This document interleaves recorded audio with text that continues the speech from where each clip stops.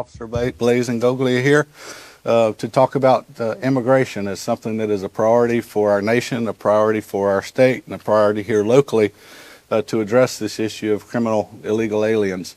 And I think we've done it better than anybody else in Florida. We've got leaders that are committed to it, leaders that support us. We're here today to receive some financial assistance and making sure that we're doing what's necessary to address this issue. I'd like to also welcome my fellow sheriffs and police chiefs here to talk about this issue. And with that, I will turn it over to our CFO, who is an ardent supporter of law enforcement, and we just want to thank you for the work that you're doing. Thank you, Sheriff. Thank you. Thank you guys for all coming here today. As the Sheriff said, we are leading and continuing to lead on immigration enforcement, and that's why we are here today. First, there are some dignitaries in the room we would like to point out. Rep. Griff Griffiths is here. Thank you, sir, for what you're doing in Tallahassee. Mayor Stewart Teddimer, is that right? Did I pronounce it right? Awesome. Awesome. Hey, last name like Ingoglia, you know how I feel. We have Commissioner Robert Carroll is Commissioner. There he is. Thank you, sir, for coming. Commissioner Raffield, thank you, sir, for coming. And Mayor Alan Branch, thank you guys for coming. First, I want to thank Sheriff Ford for having us here and hosting us here, and thank you for what you're doing and for your staff for keeping everyone safe here in this county. I'm also happy to be joined by Sheriff Kevin Cruz, Washington County, Sheriff Michael Atkinson, Walton County, Sheriff John Tate, Holmes County, Sheriff Michael Bryant, Calhoun County, Chief Mark Mallory, City of Bluntstown, and Chief Baggett from the Mariana Police Department. Guys, thank you for doing what you do. Thank you for keeping our community safe. I go around and I do a lot of these press conferences on illegal immigration. When I was in the Florida House and in the Florida Senate, a lot of the bigger pieces of legislation dealing with the illegal immigration are ones that I had authored, ones that I helped push across the finish line and make law. And the reason why I'm so passionate about this is that the system is absolutely broken.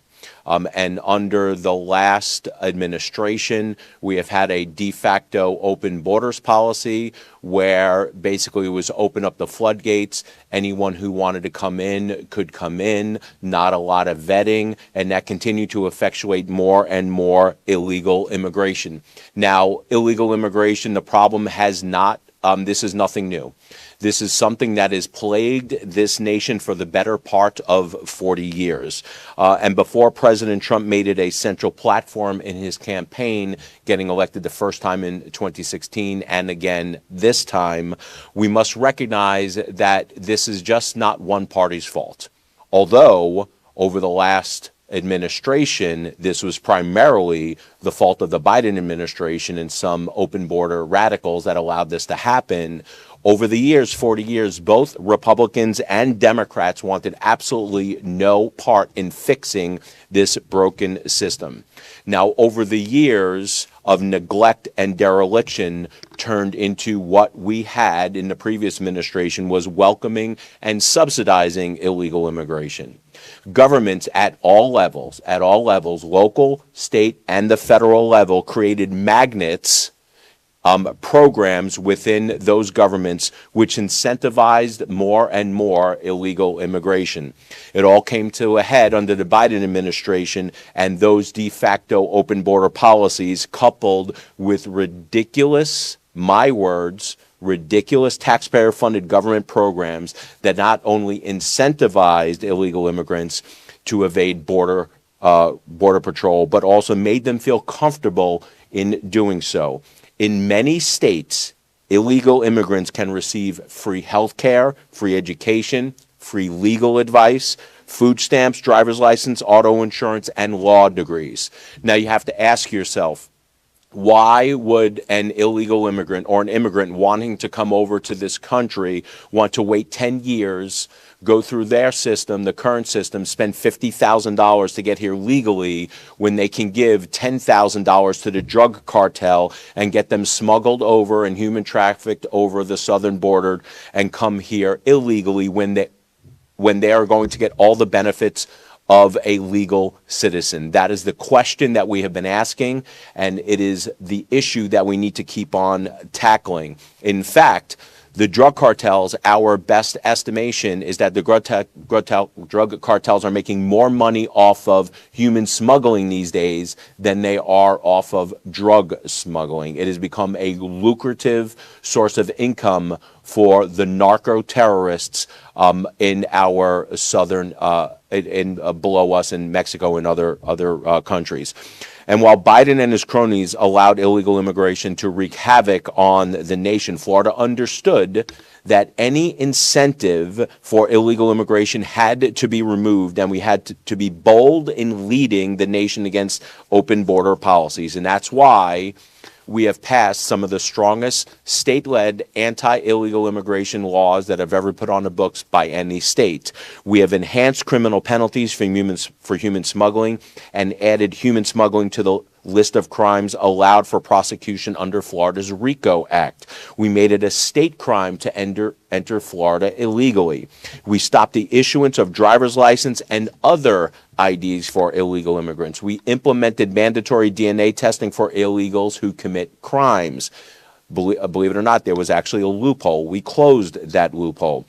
We mandated hospitals start tracking how much money was spent on delivering health care to illegal immigrants.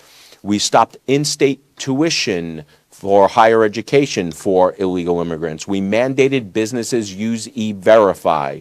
We are here today partially because we are assisting law enforcement with 287G program, and we banned sanctuary cities.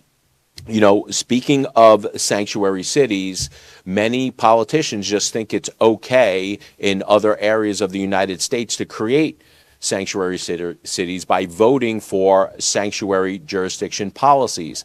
All that is doing is basically protecting illegal immigrants, especially those who are committing heinous crimes, from being deported.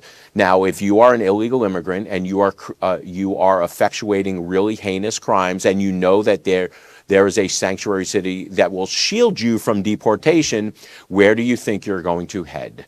It is going to be those jurisdictions. And that's why those jurisdictions have some of the highest crime rates in the United States, because they do not believe in the rule of law and they vote for these ridiculous policies. You know, and I'm really getting sick and tired of listening to some of these stories on national news of angel moms that have lost a child because of these ridiculous pro-illegal immigration sanctuary policies and ruling, quite frankly, by activist judges allowing to put these illegal immigrant criminals back on the streets. These are crimes that should have never happened because the people should have never been here in the first place. Radical activist judges are doing the same thing. You will get a criminal alien who's convicted of or charged with the crime. They will find an activist judge, they will get released, and then they're just back on the street only to commit more crime. How many angel moms do we have to hear from? How many more people, how many more stories do we have to read of an illegal immigrant committing crimes against our neighbors, our families, our communities, when the illegal immigrant should not have been here in the first place? And what we are doing is we are creating this incentive program across the United States with all these local governments that, again, make them feel comfortable in coming and settling here. And this is the things that we need to stop. When we were in the legislature this year, we were in a legislative session, we had put up another legislative proposal to try to create more disincentives from people settling here in the state of Florida. Again, being proactive. The state of Florida is not going to wait for something to happen. We are going to continue looking at this issue year after year and hopefully craft legislative programs and proposals to get rid of these incentives off of our books. You know, we had found out that a commercial driver's license, the tests, while given in English, the prep course tests that you have to pass in order to take the actual test to get your CDL was given in both languages. How does that make any sense? If you cannot read the language, how are you going to be able to read the signs on the road? It's just common sense to me. And I will tell you that there are things littered within Florida statute and city and county ordinances that do just that. They make it easier for them not to assimilate into communities. And then when you do that, what you're doing is you're creating the environment where people get hurt. And then we're calling these guys out to try to make the situation better. You know, in Florida statute, believe it or not, the workers' comp statute says there in the plain text that illegal immigrants are eligible for workers' comp benefits. What? Are you kidding me? Now, this legislation did not make it across the finish line this year, but it does not mean that I will stop. I will continue filing this legislation with our partners in the legislature until people get it through their heads that this type of behavior needs to stop. In fact, I think we need to go a step further. These companies who hire illegal immigrants, if they are out and they work for a company and they get hurt on the job, I feel bad for the illegal immigrant, but you know who I feel less bad for is the company that employed them. I do not think that that employee should go through the workers' comp system and have everyone else pay for it, the people who are doing it right. You know who should pay for it, all of it, 100%? Is the employer.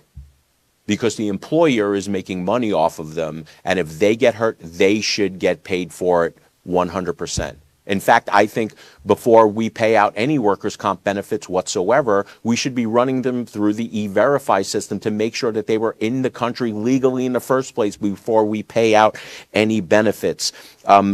Another thing that I think we should do is we should, at the state of Florida, do everything that we can to try to take away the incentives to send money back through the federal wire system or the state wire system, because the illegal immigrants will come over, they will make money, they will owe the drug cartels tens of thousands of dollars, and then they are wiring it back to the drug cartels as a form of payment.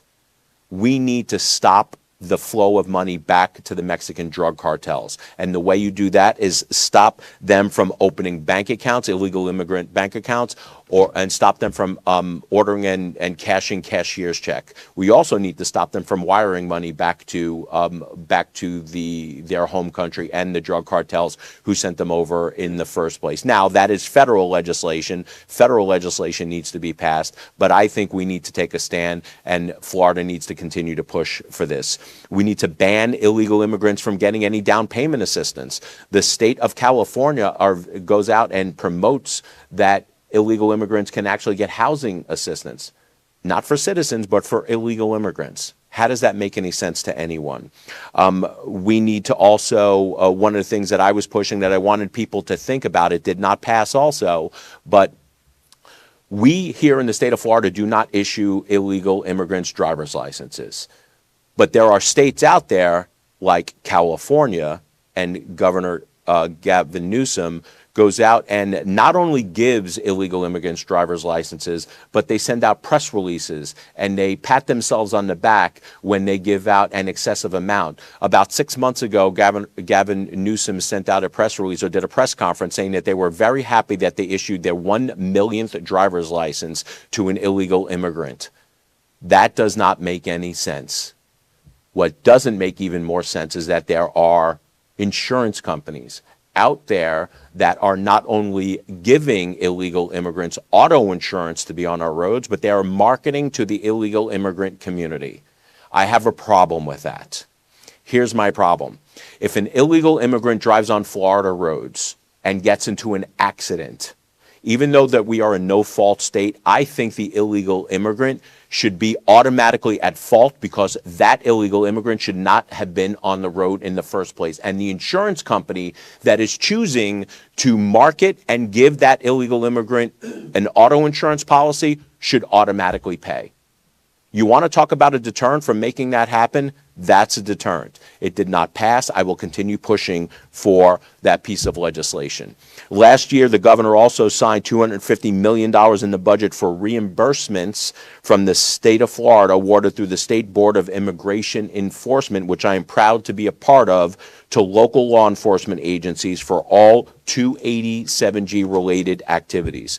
And through these reimbursements, the state of Florida is ensuring that every law enforcement agency has the resources it needs to enforce our nation's laws and to protect our citizens. The greatest deterrent that we can have in the state of Florida to make sure that we keep our friends, our families, and our community safe, and make sure that we do not have illegal immigrants settling in our communities committing crimes are these guys right here. People and illegal immigrants are starting to think twice about settling here in the state of Florida because they know the longer they are here, the better of a chance these guys are going to catch them and send them back. Illegal immigration needs to come to an end. It is a scourge on our community. It is a scourge on this nation. And I get very aggravated when I hear people say, but don't you feel bad for the illegal immigrants coming here? Shouldn't they be treated better? Shouldn't they have constitutional rights? Yeah, these guys treat everyone with absolute respect. But if you're here illegally, expect your to get sent home. And in addition, I would love for some of these, liberal talking heads to start talking about what happens to illegal immigrants as they're on the trek here from their home country, traveling here to the United States, and you hear stories of little kids getting raped and parents getting mugged. We never hear anything about the de facto open border policies of the Biden administration that basically incentivized people to take this long trek to the United States because they wanted to find freedom and opportunity here in the state of Florida. I do not hold that against anyone for wanting to come to the United States. We are the greatest nation in the history of the world. People want to come here, but if you're going to come here, come legally. But if you create incentives where people are actually spending that trek and trekking over to a southern border, being smuggled by the drug cartels, what's happening to them is ungodly. But we never hear about what the drug cartels are doing to illegal immigrants. All we hear about from liberal talking head is how they're treated here. Well, if we never created the magnet of an open border, they would have never made the trek. If we would have had an illegal immigration system that actually worked and was fixed, they would have never made the trek in the first place. But the biggest deterrent, I will reiterate, is strong law enforcement. And our partners with the 287G program is now making the state of Florida the beacon of illegal immigration enforcement. We are the shining city on the hill when it comes to illegal immigration enforcement. No one in the United States comes close.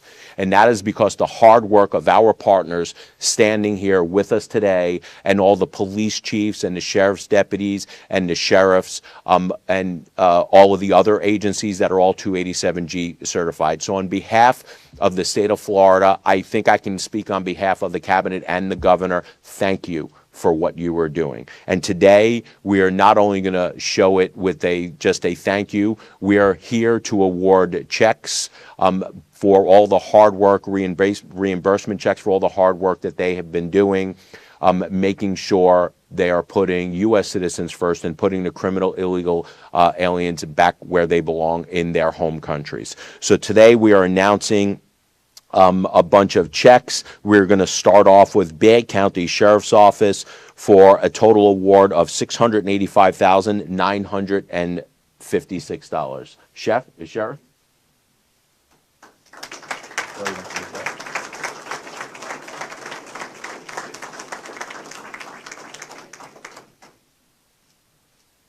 All right. Thank you. Next up, Washington County Sheriff's Office, $77,530. And we have another check that we are going to vote on tomorrow at the cabinet meeting. So I think you're pretty good with getting the money, so we're just going to announce it here. Another check for $552,292. So the $77,000 one you can cash, but if you go try to cash the $552,000 one today, I'm sorry to say you will be arrested for trying to pass a fraudulent check. So please don't do that. Come on up here for these two.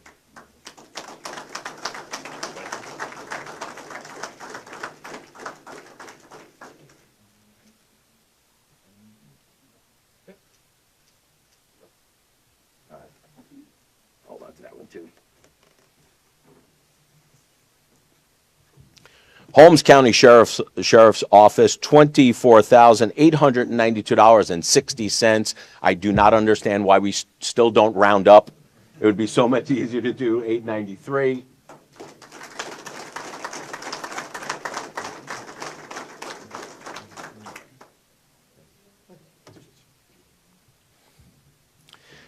City of Bluntstown, is it Bluntstown? Did I pronounce that ready? Okay.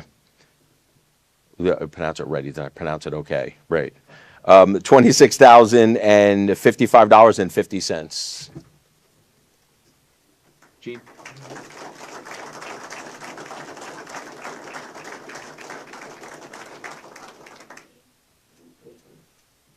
All right. Thank you.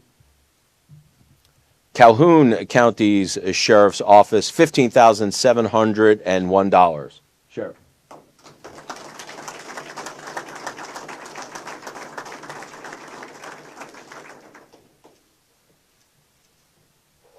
Thank you, Sheriff. Mariana Police Department, $30,361.50. Chief? Thank you, sir. Thank you.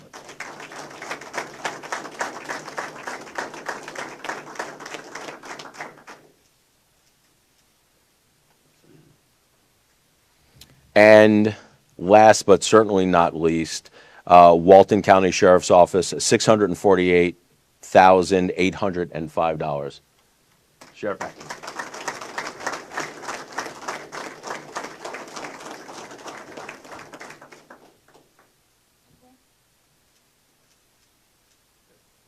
Thank you, sir. Oh, actually, so why don't we let's all get together for a big group photo? Chief, where's? Oh, Chief. Okay, we got it. I'll hold one for you. You can hold the big one. Oh.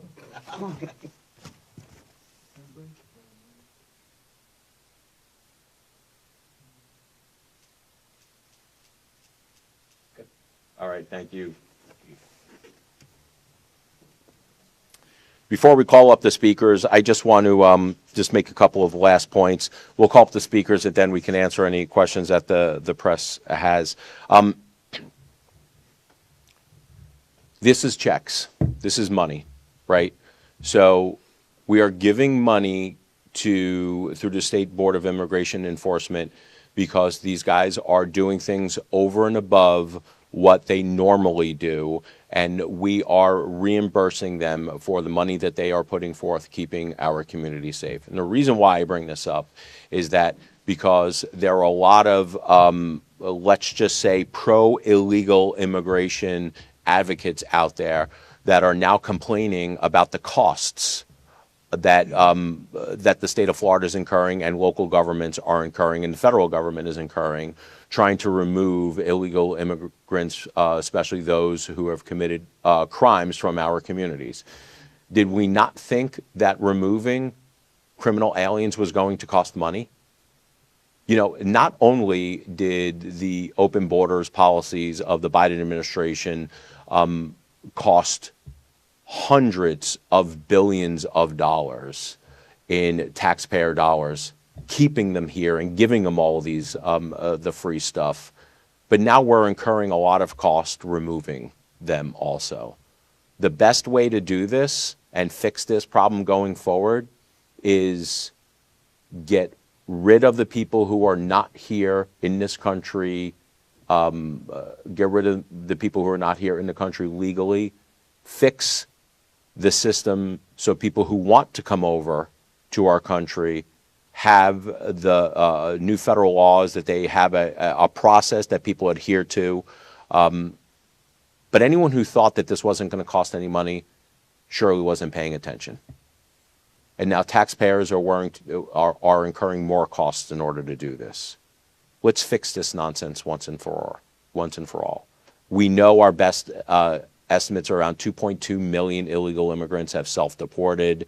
If you take us as a percentage of the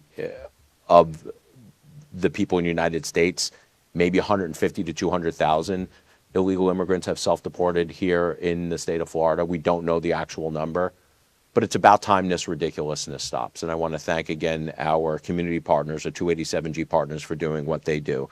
So at this time, I want to call up Sheriff Tommy Ford for additional comments. Sheriff, you want me to hold this for you? No. All right. I was actually going to call my comptroller up if you'll run to the bank with this real quick.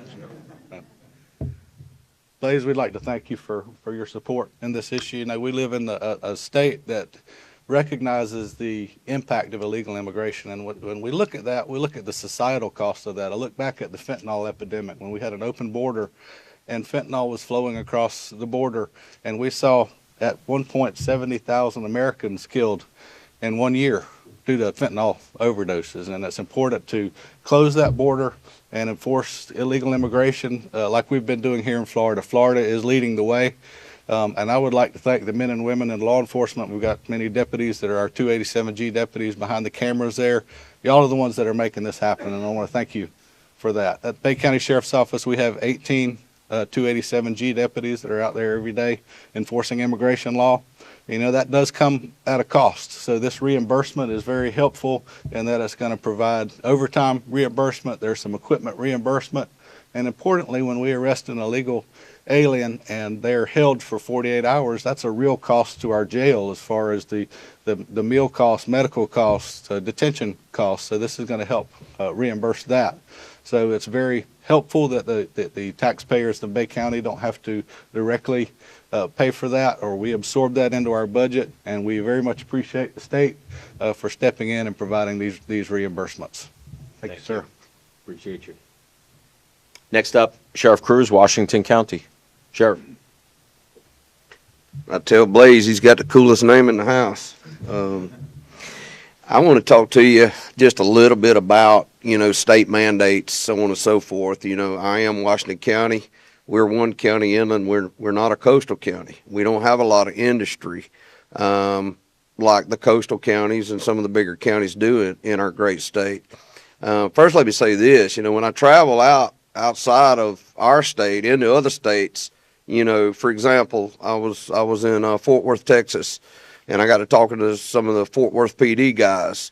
I was out there for a rodeo about a year ago, and when they find out that, you know, I'm in law enforcement from the state of Florida, and it don't really matter where we go or where I'm at, they're like, man, y'all got a governor, he's on it, you know, and they're envious of us. They want to be us. And even some of the blue states, you know, they would talk to you if they could, but they envy the state of Florida for doing what we've done. But what I want to talk to you, April will be 34 years that I've been doing this job. My background in this line of work is illegal narcotics. That's what I did all over the entire panhandle of the state of Florida, is undercover work. As far away as Jefferson County to the east and Escambia County to the west. And I could tell you, you know, I was there and I was doing it when we had the crack epidemic. And we you know, and I'll kind of make a joke about it. We thought we had a problem until we had the meth epidemic. And it's all bad. But the methamphetamine was something like we had never seen before. And Sheriff Ford touched on it. Blaze touched on it a little bit about the cartels. Let me tell you something. It ain't what I heard, it's what I know. They're here, okay? They are in every community in our country. The cartels, they're structured, they're organized, and they have ranking officers, just like we do at the sheriff's office, lieutenants, captains, so on and so forth. But what we seen when that border got open, you know, when you see what's not fake news, is what Sheriff talked about a while ago with the overdoses in this country. That's real. You've seen it in Bay County. You've seen it in Washington County. You've seen it in every county in this country. The overdoses went through the roof. And it's because the market got flooded. You know, even in my county, we're a small, rural, physical constrained county, Washington County, and we don't have, you know, a lot of industry, a lot of construction going on in that county. So we don't have a lot of Mexicans or Guatemalans or so on and so forth in that county. Do we have them? We've got them just like anybody else. But let me tell you what we got. We got the drug problem just like Orange County, Florida, Duval County, or any other county in this country. And when I talk to people in my county, you know, how does it really affect us? Let me tell you how it affects us. That not that you're seeing them on every street corner, because you're not in Washington County, but let me tell you how it affected Washington County. Is it flooded the drug market. You know, like any other commodity, I don't care what you're selling. If you flood any market, then what happens to the price? The price goes cheap. And that's exactly what's happened with the drug trade in our county. And I can tell you for a fact, just a few years ago, we know that a kilo of methamphetamine was $25,000, $26,000, $28,000 just a few years ago. And it ain't what I heard on the street. It's not what I read. It's working in the business, the undercover business that we work in and day out. I can tell you the same 2 pounds, the same 2.2 pounds of methamphetamine now is $3,500, maybe cheaper than that because this information is a few months old, but it's $3,500 out of Atlanta. The same 2 pounds of dope is $3,500. So you can do the math on how much cheaper it is. You don't see us working meth labs no more. A few years ago, you seen every one of us, every county, we were working the meth labs. We were going in, disassembling the meth labs and taking all that garbage, you know, to where we had to have hazmat crews to come in and haul, contracted with them to come in and haul that garbage off of those sites. You don't see that from us no more. You don't see us working meth labs. And people say, y'all don't work meth labs no more. No, we don't, because it's too cheap to buy it coming across the border. There's a lot less risk in buying it straight from them versus cooking the meth like we used to do, each and every one of us a few years ago. So it's an honor for me to be here today and stand with Blaze. And I'll end on this right here. He talked a little bit about the finances behind this. Not that our arms had to be twisted. We had direction from our state leaders, from our governor, on what direction that we were about to take with this problem now that our country's got, that we didn't create, but somebody's got to deal with it. Not that our arm had to be twisted. I think every sheriff in the entire state of Florida is on board as far as I know. And, you know, it's a funded mandate. And that's what he talked about. And I'm proud to stand here with him. They are financing a small rural county like Washington County. They are financing our efforts to make our county and the state of Florida a much better state to live in, to work in, to play in. So he's not just talked about it. I can tell you, he's in Bay County, Florida today with checks in hand. He's backed his word up. And as Sheriff of Washington County, I proudly stand with you. I appreciate you, sir. Thank you. Appreciate it. Next up, Representative Griff Griffiths.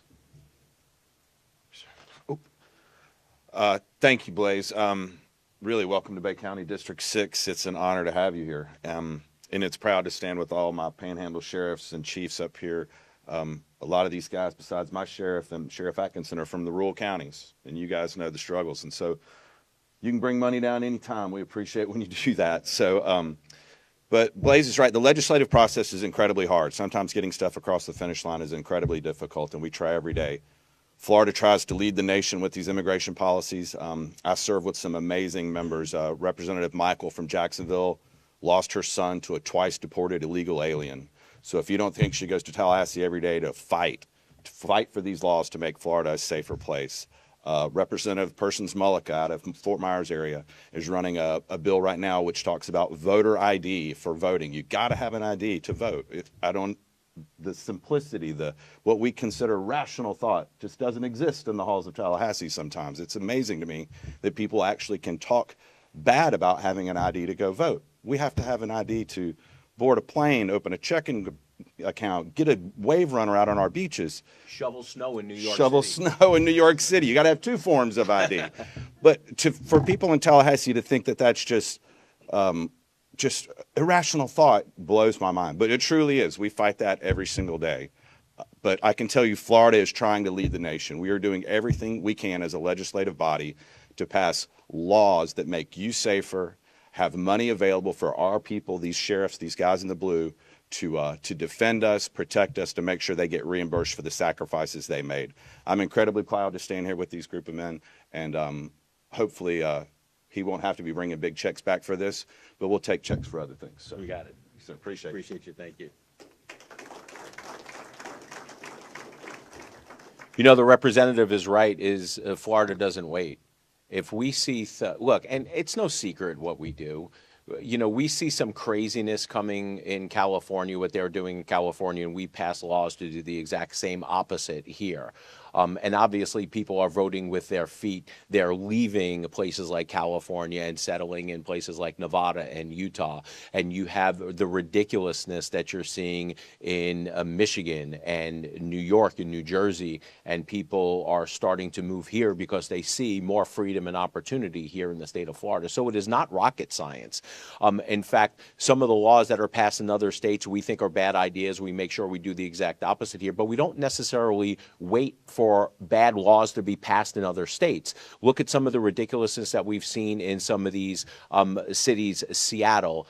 Look at what's happening in Minneapolis. We see the craziness happening, and then we make sure that the craziness doesn't happen here, and we're proactive. We're constantly